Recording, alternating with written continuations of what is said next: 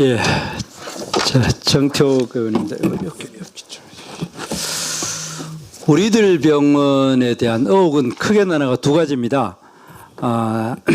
이상호 원장에 대해서 산업은행이 1,400억 원이라는 거액 특혜 대출과 그 과정에서 문서 위조 등 불법 여부, 이게 첫 번째 의혹이고, 두 번째는 이런 특혜 대출과 문서 위조가 명백하니까 여기에 대한 검찰과 경찰이 수사를 시작한 것이 석연치 않는 이유로 무마된 것이 두 번째 핵심인데, 오늘은 두 번째 핵심인 이 수사가 무마된 과정의 전모에 대해서 제가 설명을 드리도록 하겠습니다.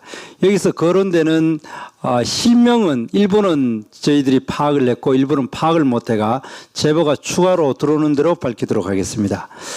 첫 번째, 2017년 5월과 6월 서초경찰서에서 신한은행에서 사문서 위조가 된 것에 대한 인지수사가 시작됩니다.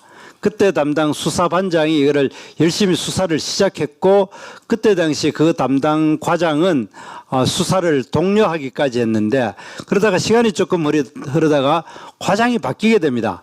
이 시점이 아마 청와대 민정실에서 인지하게 된 시점이라고 생각합니다. 갑자기 수사를 덮으라고 지시를 하게 되고, 거기에 담당 수사실무자 반장 이하 직원들이 강력하게 반발을 하게 됩니다. 그 구체적인 반발의 상징적인 사건이 2018년 9월에 그 반장이 신한은행 위조 사건 당사자와 피해자를 서로 대질신문하려고 하니까 검찰에서 대질신문 하지 말고 있는 그대로, 서류 있는 그대로 이제까지 조사한 대로 그대로 검찰로 송치하라 해가지고 그냥 송치하는 걸 바라는 거를 이 실무자들이 반발하면서 그 기소 의견으로 송치하게 됩니다. 상당히 그 기계 있는 경찰의 모습이었다 이렇게 생각합니다.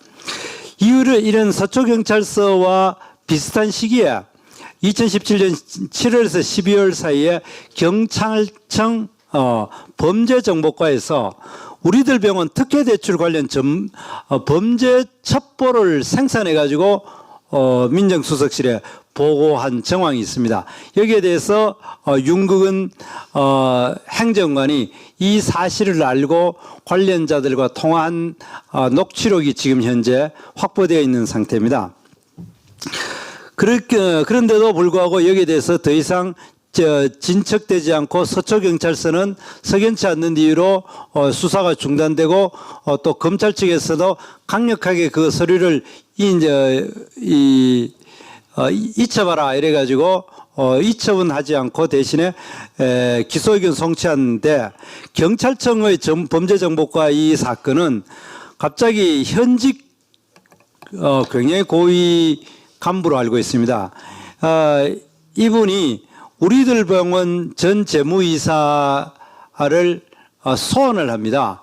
이 재무이사는 이 사건에 1,400억의 돈이 어떻게 빌리게 되었고 그 용도를 가장 정확하게 잘 아는 사람이 있는데, 이 재무이사를 만나가 소환 실시하는데 그것이 경찰청 조사과로 부른 것이 아니라 경찰청 안에 있는 커피숍에 불러가지고 이야기하고 난 다음부터 이걸 그냥 그때부터 경찰청은 또 없는 일로 되어버립니다. 그리고 세 번째, 검찰로 기소 의견으로 경찰이 이제 넘기고 나니까 그 넘긴 시점이 2018년 9월인데 2019년 6월에 서울중앙지검에서 증거 불충분으로 무혐의 처분이라 이렇게 합니다.